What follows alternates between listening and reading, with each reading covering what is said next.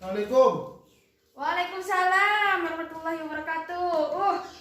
Ini Mas Habib ya? Kayaknya ya. Ya silahkan duduk Mas. Saya duduk duluan mulai. Oh iya, gak apa-apa. Gimana kabarnya Mas? Alhamdulillah sehat. Oh, lama tidak kelihatan ya? Iya, ini COVID soalnya Bu. Oh iya, Covid, tapi kan di sini zona hijau aman lah ya. Iya. Tahu kan sama saya sudah, Bu Fatim? Iya, tahu dari dulu dah. Sudah tahu dari dulu ya. Iya, ada yang bisa saya bantu Mas Habib? Ini Bu, saya mau konsultasi dan saya sudah berumur. Sudah berapa umurnya Bangnya? 30 lebih dah, enggak usah Oh, disebutkan. mana istrinya? Belum itu. Oh, saya. belum nikah Saya makanya. mau nikah, makanya mau Oh konsultasi. alah, mau konsultasi masalah pernikahan. Ya, gimana Mas Habib? Gimana? Iya. Ya gimana tentang pernikahan itu kan saya perlu penjelasan dari. Oh iya, Mas Habib pastinya sudah tahu kan ya apa itu pernikahan kan gitu ya? Iya, tahu sudah saya pelajari dari Iya. kecil itu Bu. Sebentar ya Mas Habib ya, saya tutup pintu terlebih dahulu ya. Oke, siap. Oh itu ada Mbak Ani. Mbak Ani, tutup pintu Mbak, makasih. Ya. Aduh, Itu punya suami Mbak Ani. itu udah Pembantunya Bu. iya, udah umur berapa itu anaknya tuh, punya cucu sudah. Apa? Ya, sebelumnya Mas Habib sudah tahu kan ya pernikahan itu apa kan? Iya tahu. Sudah Iya. sering jadi saksi saya. Sudah sering jadi saksi. Ya kan pernikahan itu adalah akad atau janji atas nama Tuhan yang Maha Esa gitu kan Mas Habib ya, Iya. untuk menuju keluarga sakinah mawaddah warahmah seperti itu. Amin. Sudah siap ini Kak Mas Habib ya? Siap. Dalam pernikahan itu mempelai wanita maupun pria itu memiliki hak reproduksi dan seksual ya. Mana memiliki hak yang sama dalam memutuskan kapan hamilnya, jarak antara anak pertama sama anak kedua, dan juga mau punya anak berapa. Itu haknya kalian memutuskan sama istrinya ya Mas Habib ya. Yang kedua ya Mas Habib ya, mendapatkan informasi tentang reproduksi dan seksual itu Mas Habib memiliki hak yang sama dalam memutuskan kapan akan mempunyai anak, berapa jumlah anak, dan jarak kehamilan yang diinginkan. Itu harus diputuskan bersama ya Mas Habib ya. Jangan cuma maunya Mas Habib punya anak banyak tapi istrinya cuma pengen punya anak dua. Untuk kedua, mendapatkan informasi yang lengkap tentang kesehatan reproduksi Mas Habib ya, tentang kesehatan reproduksi dan seksual, serta efek samping obat-obatan, alat dan tindakan medis yang digunakan untuk mengatasi masalah kesehatan reproduksi dan seksual. Jadi harus mendapatkan informasi dari tenaga kesehatan ya Mas Habib ya. Terus yang ketiga, mendapatkan informasi yang mudah, lengkap dan akurat tentang penyakit menular seksual. Apa saja penyakit menular seksual? Takutnya dari calon mempelai wanita memiliki penyakit yang tidak diketahui sama Mas Habib, dan juga Mas Habib punya penyakit tapi semoga sehat saja antara Mas Habib sama calon istrinya seperti itu ya. Terus memperoleh informasi dan pelayanan KB yang aman, efektif, dan dapat diterima sesuai dengan pilihan tanpa paksaan. Mau suntik, mau susu, mau apa, itu ditentukan dari pasangan seperti itu ya. Terus selanjutnya Mas Habib, pihak perempuan berhak mendapatkan pelayanan kesehatan reproduksi yang dibutuhkan dan memungkinkannya sehat dan selamat selama menjalani proses kehamilan, persalinan, nifas, dan memiliki bayi yang sehat seperti itu. Hubungan suami istri harus didasari penghargaan terhadap pasangan masing-masing dan dilakukan dalam kondisi dan waktu yang diinginkan bersama tanpa unsur kekerasan dalam rumah tangga seperti itu Mas Habib. Untuk selanjutnya Mas Habib, persiapan pranikah ya. Yang mana yang disiapkan adalah persiapan fisik. Persiapan fisik itu adalah pemeriksaan status kesehatan, yang mana diperiksa tekanan darahnya, nadinya, suhunya, terus pernafasannya. Takut ada masalah di antara calon mempelai seperti seperti itu. Terus juga ada pemeriksaan darah rutin, pemeriksaan darah lengkap, pemeriksaan leukosit seperti itu Mas Habib. Terus juga ada pemeriksaan darah yang dianjurkan, ada pemeriksaan hepatitis, ada juga gula darah, ada golongan darah seperti itu ya. Dan juga ada pemeriksaan urin. Untuk persiapan gizinya Mas Habib, peningkatan status gizi pengantin, terutama pengantin perempuan karena akan mengalami kehamilan besoknya. Tidak boleh kek. Apa itu kek? Kekurangan energi kronis. Jadi nanti ada pengukuran di bagian lengan untuk status gizinya untuk si perempuan. Jadi harus dipersiapkan, jangan terlalu kurus seperti itu ya Mas Habib ya. Terus status imunisasi TT. Status imunisasi TT itu untuk apa? Untuk mencegah dan melindungi diri dengan aman terhadap penyakit, terutama penyakit tetanus seperti itu ya. Terus pemberian TT itu ada 5 dosis imunisasi untuk mencapai kekebalan tubuh penuh. Yang pertama ada TT1, TT2, TT3, TT4 dan TT5. Untuk waktu-waktunya nanti pas mau suntik TT dianjurkan dari KUA ke sini ya Mas Habib ya. Menjaga kebersihan organ reproduksi Mas Habib, sebaiknya ganti 2 kali sehari celana dalamnya ya. Tidak menggunakan pakaian dalam yang ketat, membersihkan organ reproduksi dengan teratur dari depan ke belakang kalau yang perempuan ya. Kalau yang laki-laki ya yang penting bersih gitu ya Mas Habib ya. Terus juga pakai handuk atau tisu untuk mengeringkan kalau habis BAB atau BAK seperti itu. Untuk yang perempuan ya Mas Habib ya, perlu diingat tidak boleh sering menggunakan cairan pembilas vagina. Ada kan merek-merek tertentu untuk membersihkan vagina, itu tidak boleh, takut nanti kuman baiknya itu juga ikut terbunuh. Kalau pakai pembalut dianjurkan pakai pembalut yang tipis, terus sering ganti pembalut dan juga tidak terlalu panjang penggunaan pembalutnya ya Mas Habib ya. Terus juga untuk mempelai wanita kalau ada keputihan berbau berwarna kuning itu segera ke petugas kesehatan untuk periksa. Bagi laki-laki dianjurkan untuk disunat. Gimana Mas Habib disunat pas kemarin ya? Sudah. Iya takutnya makanya saya nanya. Selanjutnya Mas Habib untuk keluarga harmonis kedepannya itu yang perlu Mas Habib perhatikan, tidak melakukan kekerasan fisik ya, memukul dan semacamnya, menghina juga itu termasuk kekerasan dalam rumah tangga ya. Menghina istrinya, mungkin nanti dibilang jelek padahal dulu pas pacaran cantik-cantik seperti itu. Terus juga tidak melantarkan istri. Gimana maksudnya melantarkan istri, disuruh bekerja ke sini ke sana padahal tupoksinya sudah ada, dia kerja sebagai apa, mungkin seperti itu. Terus juga Mas Habib dalam melakukan seksual itu tidak memaksa dan juga nyaman bagi Mas Habib sama calon istrinya. Mas Habib, ada bentuk ketidaksamaan gender ini dalam rumah tangga Mas Habib. Yang pertama itu namanya stereotipi. Itu misalnya pembelaan kepada perempuan atau laki-laki, laki-laki lebih kuat dari perempuan, seperti itu, perempuannya lemah. Itu tidak dianjurkan ya Mas Habib ya. Jadi harus sama dalam menata rumah tangga. Terus yang kedua namanya subordinasi. Yang diutamakan terlebih dahulu itu laki-laki, baru perempuan, seperti itu. Yang ketiga ada marginalisasi. Perempuan ditempatkan sebagai orang yang tidak memiliki peran penting.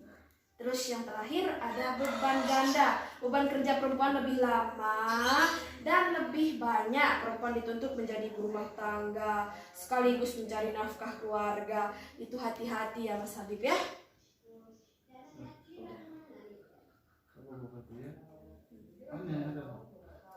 reproduksi perempuan. Udah di post nak. Selanjutnya ada organ reproduksi perempuan ya. Iya. Udah tahu secara detail organ reproduksi perempuan? Enggak. Oke. Yang pertama itu ada ovarium ya. Ovarium itu ada di sebelah kanan sama sebelah kiri di perut di sini. Itu untuk menghasilkan sel telur. Penghasil sel telur ya. Iya. Terus ada tuba falopi, itu saluran jalannya sel telurnya. Terus juga ada namanya fimbre. Kalau fimbre itu di dalam berbentuk umbai-umbai gitu ya untuk menangkap sel telur perempuan. Terus ada uterus. Uterus itu sama dengan halnya rahim ya. Untuk tempat ketika kehamilan. Kehamilan tempat bayi ya, tempat janin.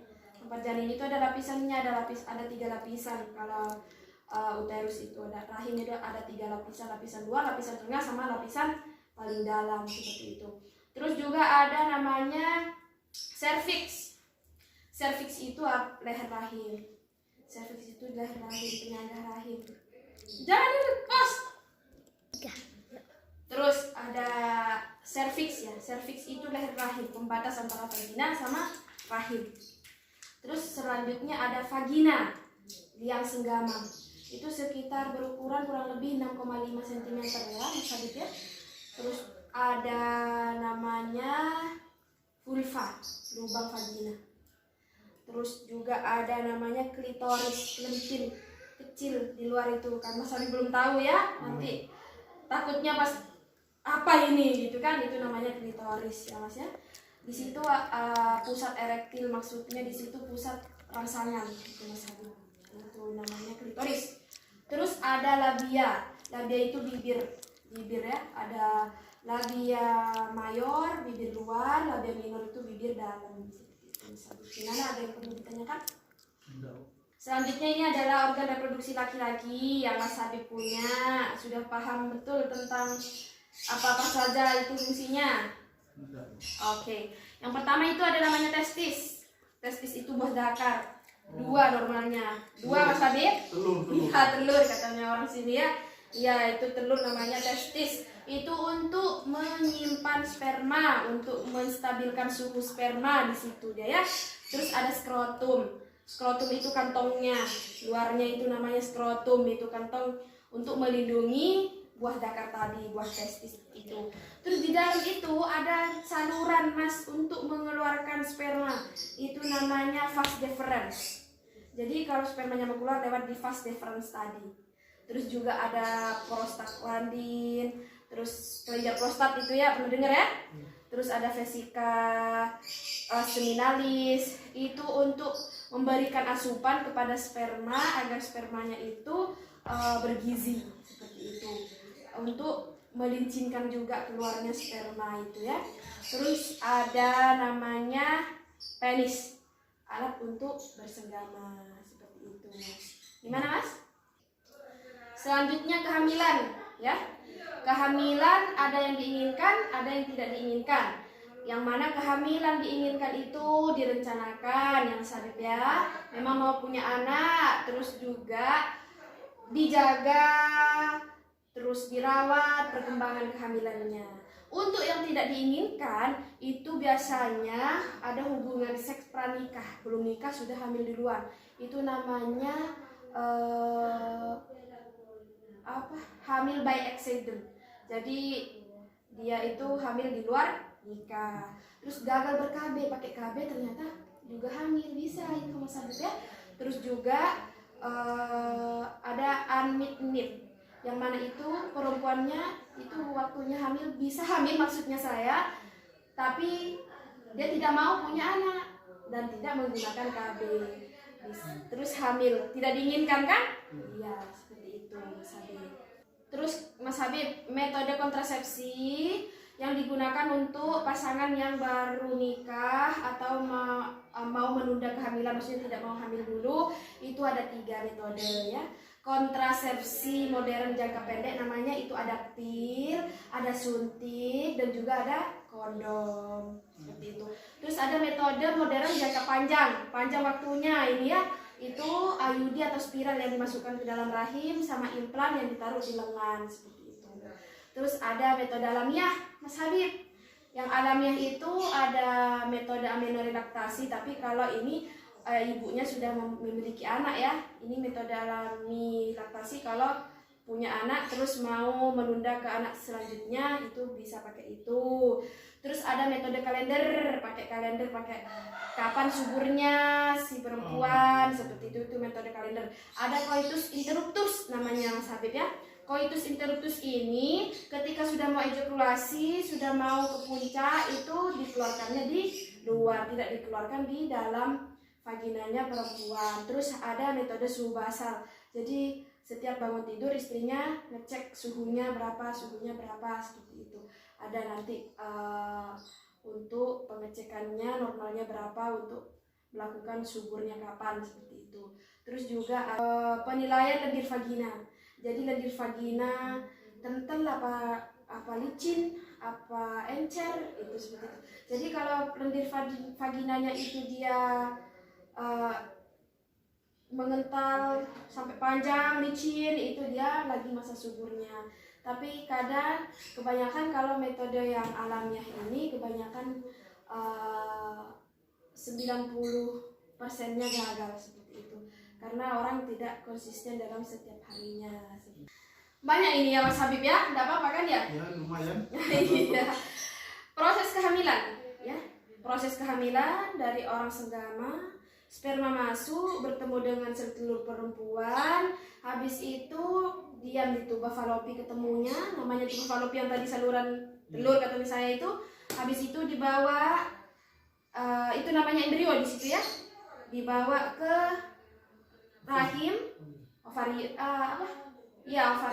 bukan ovarium, rahim lah mas, uterus, dibawa ke uterus, di situ ada melakukan pertempelan di situ janinnya, habis itu ada perkembangan sampai 9 bulan 10 hari, di situ perkembangan janinnya hingga melahirkan seperti itu ya Mas Habib ya. Jadi prosesnya panjang dari masuknya sperma sampai keluarnya janin jadi bayi ya. Tanda-tanda kehamilan ya, selanjutnya tanda-tanda kehamilan dites spek positif ya, garis 2 ya. Terus juga tidak haid, biasanya mual muntah, terus juga nafsu makannya berkurang, dan juga kadang-kadang ngidam ya, biasanya ngidam kalau bikin apa gitu. Ya pengen rujak terus, pengen apa gitu kan, biasa pengen ini pengen itu. Lambat laun kalau diperiksa jantung janin itu kedengeran seperti itu dalam perut ya. Itu kalau sudah ada jantung janin itu sudah tanda pasti kalau dia hamil, benar-benar hamil. Stop. Selanjutnya Mas Habib, cara menghitung usia kehamilan sama perkiraan lahir itu ya. Untuk menghitung usia kehamilan kalau nanti hamil, nanti saya tanyakan kapan terakhir headnya. Maksudnya head terakhirnya itu baru head, tapi itu terakhir sudah headnya, nggak head lagi seperti itu. Terus di tes spek positif nyampe sini nanti baru dihitung itu berapanya. Untuk menentukan perkiraan lahirnya Mas Habib ya, itu tanggal positifnya itu tanggal head terakhirnya itu ditambah 7, bulannya itu dikurangi 3, tahunnya ditambah 1. Nanti kalau sudah hamil ya jangan memikirkan sekarang dulu ya, yang penting saya sudah menyampaikan seperti itu ya Mas Habib ya. Ada juga pemeriksaan kehamilan ya Mas Habib ya. Yang pertama itu diperiksa tinggi badannya sama berat badannya, tekanan darahnya, pemeriksaan TFU maksudnya pemeriksaan perutnya, janinnya diperiksa seperti itu. Terus juga ada tes laboratorium, ada imunisasi TT, ada status gizi buruk atau gizi lebih atau gizi kurang seperti itu ya. Terus juga ada pemeriksaan denyut jantung janinnya, letak janinnya normal atau gimana, atau lintang apa sungsang seperti itu. Terus juga ada pemberian tablet tambah darah, terus ada penyuluhan kesehatan, konseling kesehatan. Dan juga jika ada sesuatu atau diagnosa tertentu, itu ada pengobatan tertentunya juga. Namanya tata laksana kasus. Bagaimana menjaga kehamilan agar kehamilannya sehat kan ya? Yang pertama, jangan kelelahan, jangan bekerja berat ya. Terus yang kedua, pakaiannya harus longgar, pakai BH-nya itu yang menopang istrinya ya nanti ya. Menopang gimana itu? Menopang itu cukup semuanya. Jadi tidak keluar sana sini gitu ya. Harus pas gitu ya. Terus istirahat ya. Istirahat yang cukup. Kalau siang itu istirahat 1 jam ya. Kalau malam 9 sampai 10 jam.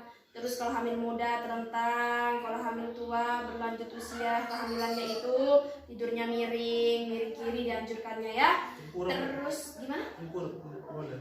Gimana kalau orang hamil mau tengkurap Mas Habib ya, Mas Habib juga ini ya. Terus posisi melakukan hubungan seksualnya ya, jangan sampai mengganggu perutnya seperti itu. Carilah posisi yang sekiranya nyaman. Beraktivitas fisik. Olahraga, berjalan kaki contohnya itu 30 sampai 60 menit sampai 1 jam ya. Senam hamil ya. Senam hamil dianjurkan untuk ibu hamil. Dan juga tidak merokok atau minum minuman alkohol seperti, tidak mau menyebutkan merek ya. Sudah tahu kan minuman yang beralkohol kalau disalin itu pasti gitu kan ya. Nyembur. Bersoda itu. Ya, tidak dianjurkan. Rokok tidak boleh. Tidak dianjurkan, tidak boleh. Hindari berdekatan dengan orang yang memiliki penyakit menular. Contohnya penyakit TBC. Terus juga penyakit hepatitis yang ditularkan lewat keringat seperti itu. Hepatitis apa itu? Gatal-gatal itu. Hepatitis itu kalau di sini namanya penyakit kuning, Mas. Oh. Kuning ya. Hati-hati pokoknya, punya penyakit menular apapun apa saja jangan berkumpul, jangan dekat-dekat. Boleh ketemu tapi jangan terlalu dekat. Makanannya harus bergizi seimbang ya. Sayurnya ada, lauk pauknya ada, nasinya ada. Buah-buahan juga, buah-buahan tidak harus mahal Mas Habib ya. Bisa pisang, pepaya seadanya di sini, buah apa. Tidak ada larangan kecuali larangan tadi yang beralkohol. Buah-buahan berarti boleh ya, yang murah-murah kayak apel. Boleh. Bagus malah apel itu. Jeruk. Iya bagus. Pisang yang ada di sini kayaknya banyak pisang di sini. Menu selama kehamilan itu harus seimbang, yang saya tadi bilang gizi seimbang ya. Yang pertama karbohidrat itu ada dari ubi-ubian, dari nasi, itu harus secukupnya ya. Ada proteinnya, ikannya, ada protein hewani atau nabati. Hewani itu dari telur sama ikan, daging contohnya ya. Kalau yang nabati itu dari sayur mayur, kacang-kacangan, itu juga protein. Gula, minyak sama garamnya harus secukupnya ya. Terus juga ada susunya ya, meskipun tidak setiap hari tapi harus ada susunya ya. Terus makanan ringannya seperti roti, seperti itu ya Mas Habib. Kehamilan dan bersalin yang berisiko ya Mas Habib. Ada 4 terlalu sama 3 terlambat. Terlalu tua 35 tahun ke atas baru hamil ya. Terus terlalu muda 20 tahun ke bawah hamil ya. Terus terlalu banyak anak, lebih dari 3 ya. Terus terlalu dekat jarak antara anak pertama sama anak selanjutnya, minimal jaraknya itu 2 tahun. 3 terlambat yaitu 3 terlambat mengambil keputusan mau dibawa ke dokter apa ke bidan, apalagi di sini ya gimana ya. Di sini aja di bidan. Iya. Yang kedua, terlambat sampai di fasilitas kesehatan. Karena tadi masih ini itu mikirin ini itu, nyampe di sana sudah tidak bisa tertolong seperti itu. Alhamdulillah ya. Terlambat datang. Terus yang terakhir, terlambat mendapat penanganan medis yang adekuat. Maksudnya karena masih mikir mau rembuk sama keluarga, mau ini mau itu, yang harusnya diinfus tidak diinfus, yang harusnya didonor darah tidak didonor darah. infusnya butuh segini tapi keluarga menolak seperti itu ya. Terus terlambat. Naudzubillah min dzalik. Semoga sehat-sehat ya Mas ya. Amin. Tanda bahaya kehamilan ya, bahayanya mual muntah terus. Terus pada 4 bulan ke atas berat badannya tidak naik. Terus juga demam lebih dari 2 hari. Perdarahan waktu hamil muda. Terus keluar air ketuban sebelum waktunya lahir ya Mas ya. Perdarahan meskipun banyak atau sedikit. Enggak salah banyak. Terus keluar air ketuban waktunya belum lahir sudah keluar air ketuban. 6 bulan udah keluar air ketuban. Itu hati-hati. Bengkak di kaki, tangan sama wajah ya. Terus memiliki riwayat darah tinggi itu juga hati-hati ya Mas ya. Dan yang terakhir, gerakan bayi yang dikandungnya itu berkurang. Yang biasanya aktif terus tiba-tiba berkurang lemas seperti itu. Jika menemui hal tersebut ya Mas Habib ya, segera ke fasilitas kesehatan terdekat. Di mana saja, mau ke perawat, mau ke bidan, mau ke dokter, silahkan. Selanjutnya kondisi ibu hamil itu bermacam-macam ya Mas ya. Ingin dimanja, ingin diperhatikan, emosinya itu tinggi, nggak stabil, belum siap jadi orang tua, secara ekonomi mungkin kekurangan atau gimana dia masih ya, belum siap ngomong anak seperti itu. Terus juga perasaannya juga mudah lelah dia ya Mas ya, karena juga ada janin yang dikandungnya. Terus suka khawatir, suka cemas, mungkin sensitif, suka marah-marah sama masnya, itu masnya harus.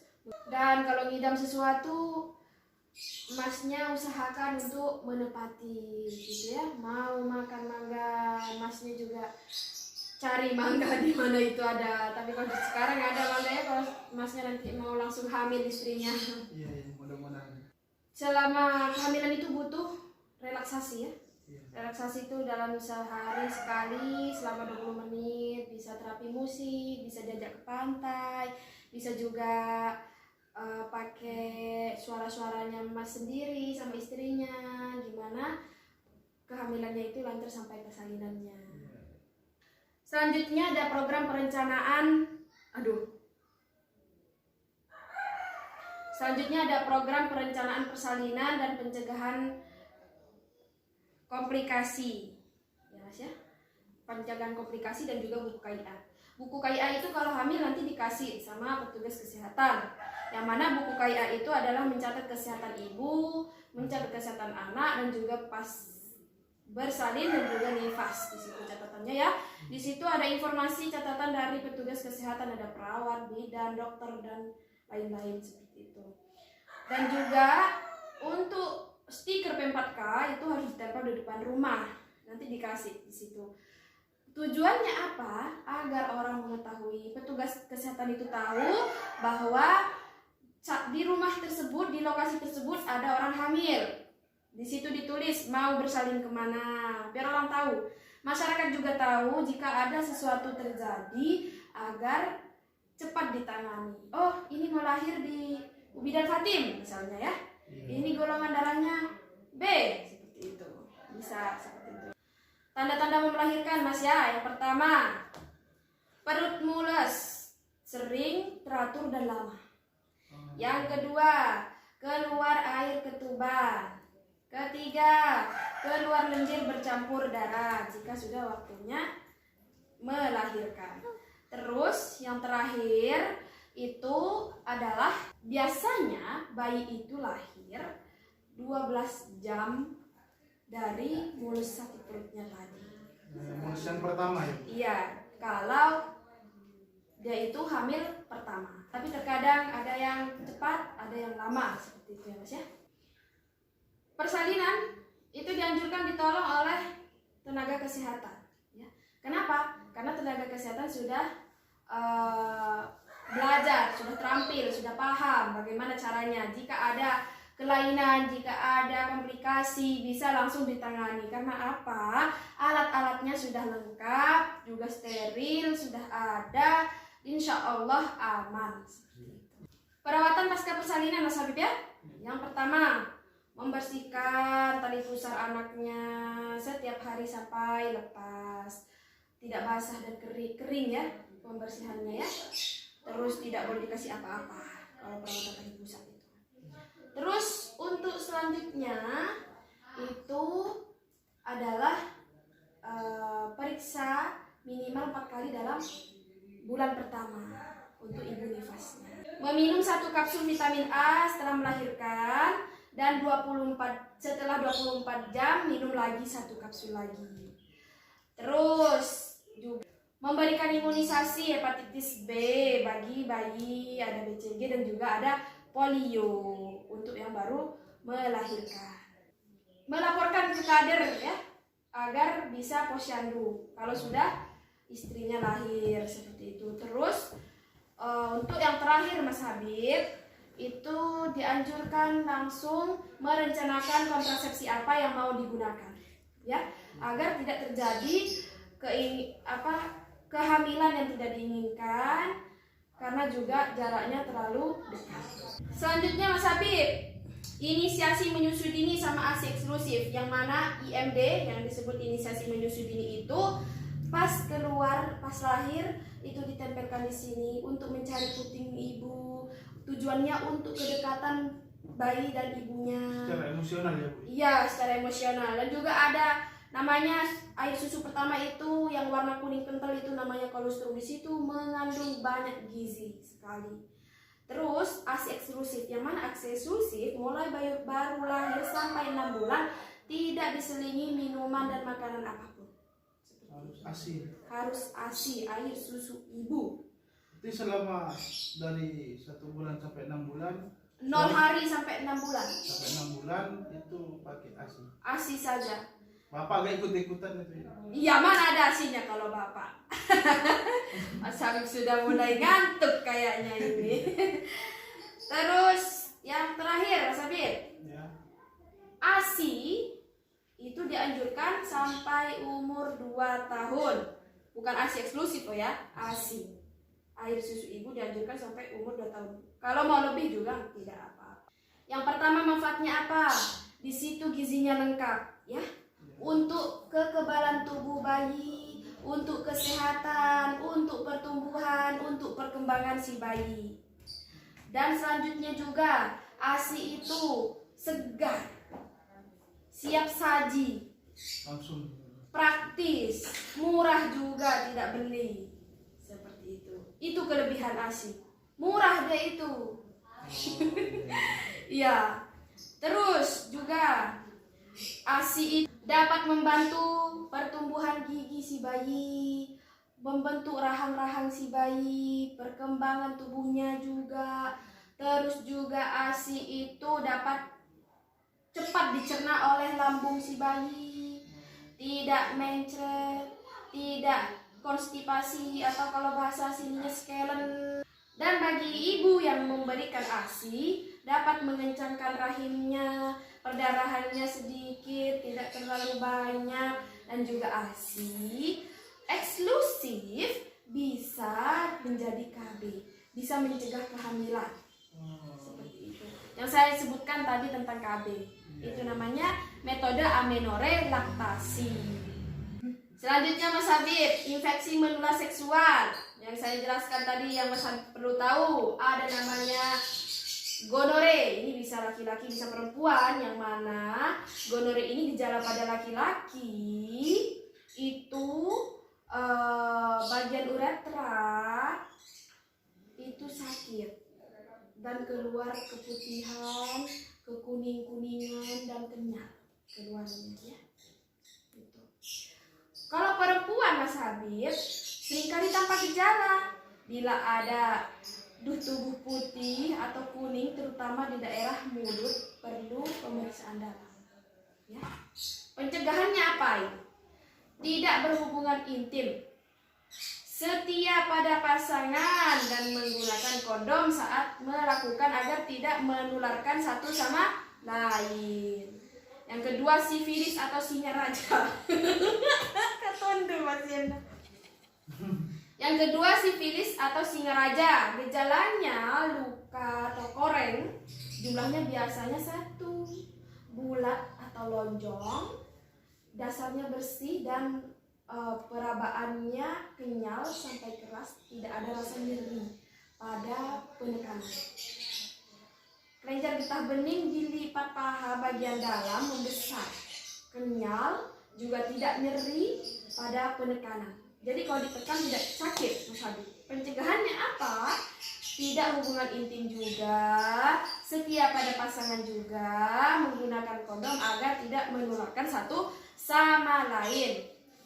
Terus ada herpes genitalis. Gejala herpes ini pertama diawali dengan bintil, terus lukanya itu berkelompok di atas dasar kemerahan, sangat nyeri, pembesaran kelenjar di lipat paha, juga kenyal dan disertai gejala sistemik.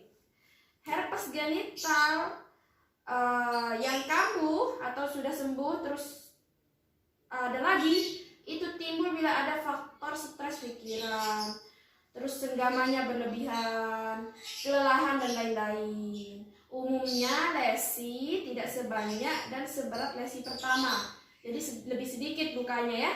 Pencegahannya tidak berhubungan intim, setia pada pasangan, menggunakan kondom, dan hindari faktor pencetus tadi, stres dan lain-lain seperti itu. Ada juga konjungtivitis klamidiosis namanya, Mas. Itu pada bayi baru lahir ya. Gejalanya itu matanya sembab, kemerahan, terus keluar cairan nanah, tidak terlalu banyak. Pencegahannya ada pemberian obat mata ya, tetes. Terus juga nanti dosisnya ditentukan ya. Selanjutnya ada konjungtivitis gonore pada bayi baru lahir ini juga ya. Gejalanya matanya sembab, kemerahan, terus keluar nanah juga di matanya ya.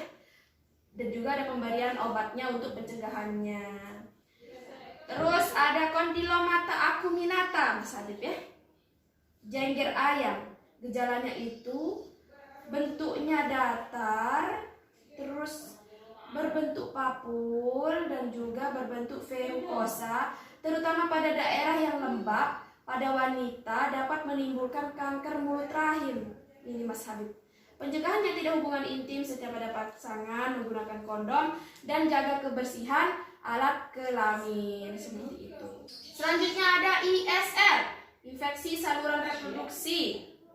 Ada candidosis vaginalis, gejalanya pruritus vulva, inflamasi pada introitus dan labia, disertai edem atau fisura, keluar cairan menggumpal putih dari vagina, kadang-kadang dapat cairannya kental dan juga kekuningan. Biasanya kalau dicek pH-nya kurang dari 4,5 itu Mas Habib.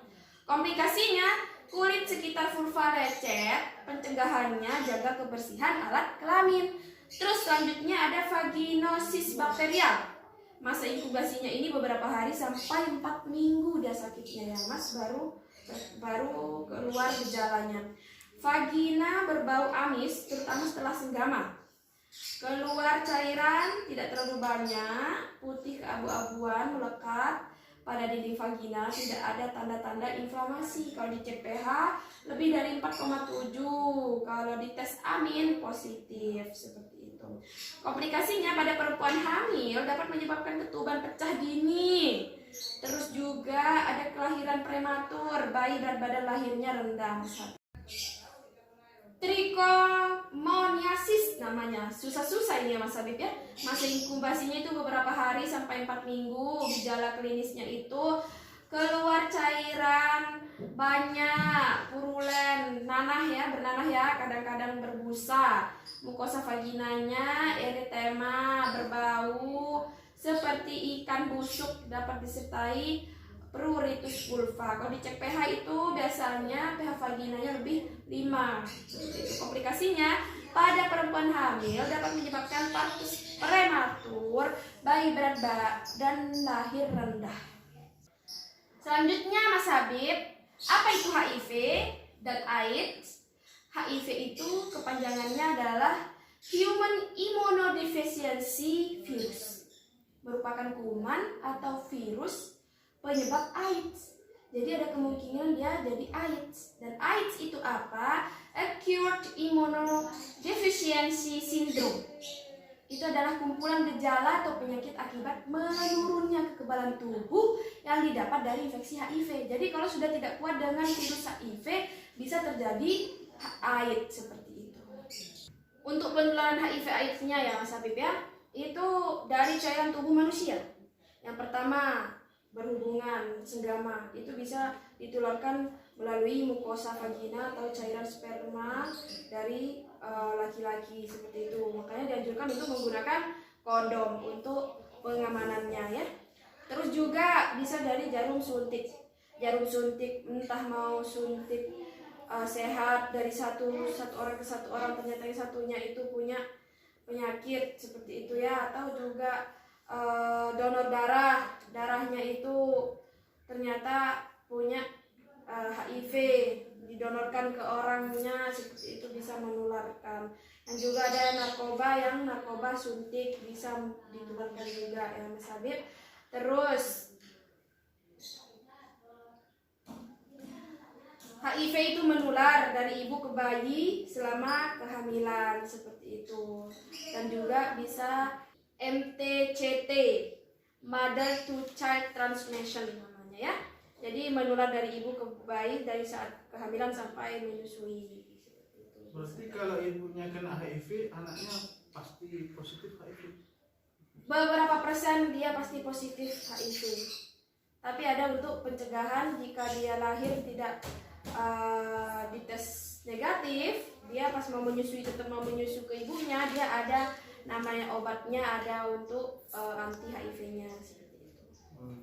Dan perlu diketahui, HIV itu tidak menular melalui ciuman, tidak melalui jabat tangan, tidak melalui pelukan, terus makan satu piring bersama, minum satu gelas bersama, terus juga berenang, WC umum, toilet umum, tidak ya.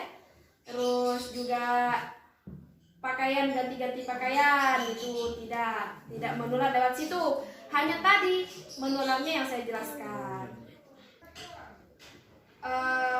Gigitan serangga enggak ya? Gigit suami terus gigit istri, suaminya kena HIV terus istrinya kena enggak ya?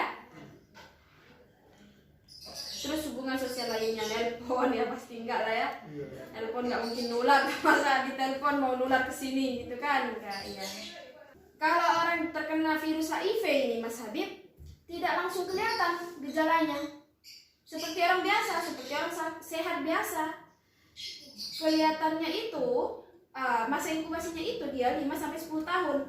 Ketika sudah sampai 5 atau 10 tahun, dia baru keluar gejala-gejalanya. Gejala-gejalanya itu menyerang untuk menurunnya imunitas karena terkena HIV. Jadi kalau dia mencret terus nggak berhenti, waspada. Terus flu, terus nggak berhenti diobatin ini itu tidak berhenti, itu waspada ya. Karena menyerangnya itu virusnya ke kekebalan tubuh. Jadi meskipun dia dikasih obat mencret tidak bisa berhenti karena kekebalan tubuhnya sudah tidak bisa menangani itu. Menurunkan imun berarti ya? Iya. Cara mencegah HIV dan AIDS itu harus setia sama pasangannya. Iya. Tidak gonta-ganti. Karena kenapa saya bilang setia? Kalau gonta-ganti dengan pasangan yang lain, kadang pasangan yang lain itu terkena sama yang orang lain yang terkena virus tersebut, terus menularkan ke yang lain, menularkan lagi ke yang lain, menularkan lagi yang lain seperti itu. Poligami enggak berarti? Poligami resiko, akan tetapi jika poligami 1-2 ya. Iya. Poligami 1-2.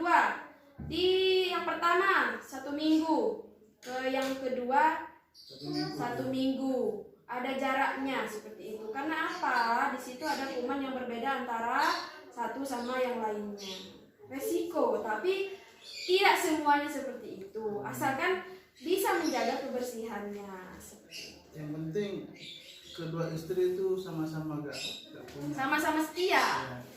Dan juga jika bersenggama menggunakan kondom. Jika sudah mengetahui pasangannya terinfeksi virus HIV, menggunakan kondom. Karena apa tadi? Menularkannya lewat cairan senggama seperti itu.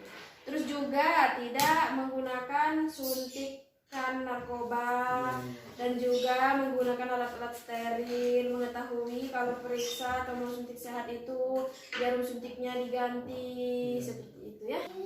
Jadi kanker payudara atau kanker serviks itu memang sangat berbahaya Mas Habib ya. Jadi harus dideteksi sejak dini. Kalau sudah ke stadium lanjut dia akan menyebabkan kematian. Deteksi dini kanker leher rahim atau kanker serviks itu bisa dilakukan dengan menggunakan tes IVA dan juga pap smear. Itu ada di rumah sakit, di puskesmas. Bisa dilakukan oleh bidan, dokter, dan tenaga kesehatan lainnya. Untuk siapa? Untuk wanita yang sudah melakukan hubungan seksual yang berumur 30 sampai 50 tahun dan dilakukan 5 tahun sekali.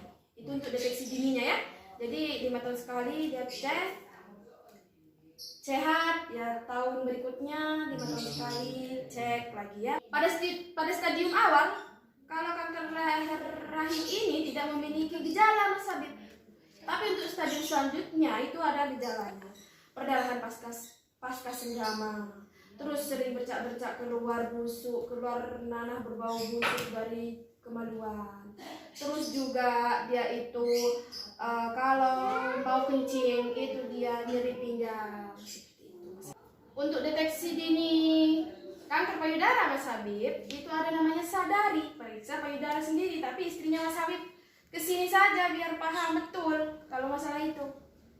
Nanti itu bisa pakai cermin, terus diangkat tangannya, berdiri di depan cermin, diangkat tangannya, terus diraba terangkatnya payudaranya simetris atau enggak, sama-sama terangkat atau tidak, atau satunya terangkat satunya tidak, seperti itu. Istrinya saja bawa ke sini ya Mas Habib ya. Kehidupan seksual suami istri itu bervariasi Mas Habib ya. Jadi harus direncanakan bersama apa kebutuhannya agar kepuasan itu diraih bersama. Terus juga sehat fisik, sehat psikis, tidak lagi stres, tidak lagi sakit badan seperti itu ya. Jadi bervariasi yang Mas ya.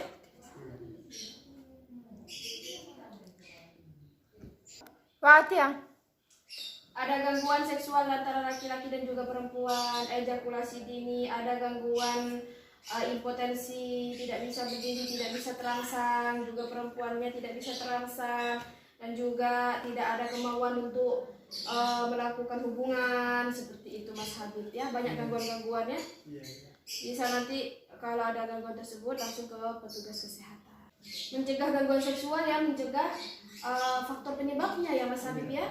Jika karena dia sakit-sakitan badan, apa yang harus dilakukan? Jadi olahraga, makanan yang bergizi, makanan seimbang, terus aktivitas fisiknya, istirahatnya harus teratur ya. Terus juga jika ada gangguan stres, gimana rekreasi, jalan-jalan, hiburan, seperti itu yang Mas Habib dan lain-lain. Ada yang mau ditanyakan ini Mas Habib? Nanti bisa saya diskusikan sama calon istri saya. Jadi juga jangan terpengaruh sama jajahan-jajahan jamuan ramuan itu bahwa kuat, bahwa perkasa, apa-apa itu ya. Jangan terganggu sama obat-obatan seperti itu. Bahkan jika menggunakan ramuan-ramuan seperti itu bisa terjadi yang awalnya kuat jadi lemah seperti itu ya. Juga luangkan waktu buat keluarga, buat istri, dan jangan memaksa jika ingin melakukan hubungan seksual. Untuk dari awal bla bla bla, apakah masuk ke pikiran Habib, apa sudah dipahami atau bagaimana Mas Habib? Ya setidaknya sudah ada gambaran. Sudah ada gambaran ya, alhamdulillah kalau seperti itu. Walaupun tidak hafal, nanti bisa.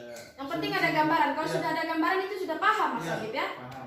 Ya, terima kasih loh Mas Habib sudah mau datang ke sini. Saya terima kasih karena sudah sharing ilmu sama Mas Habib ini ya. Semoga lancar acara pernikahannya ya Mas Habib. Jangan lupa bawa ke sini calonnya nanti. Jangan lupa datang di undangan kami juga. Oh, kalau ada undangan datang pasti saya hadir. Ya sudah, saya mohon pamit dulu. Terima kasih. Ya, terima kasih. Waalaikumsalam ya Mas Habib. Kok mengkata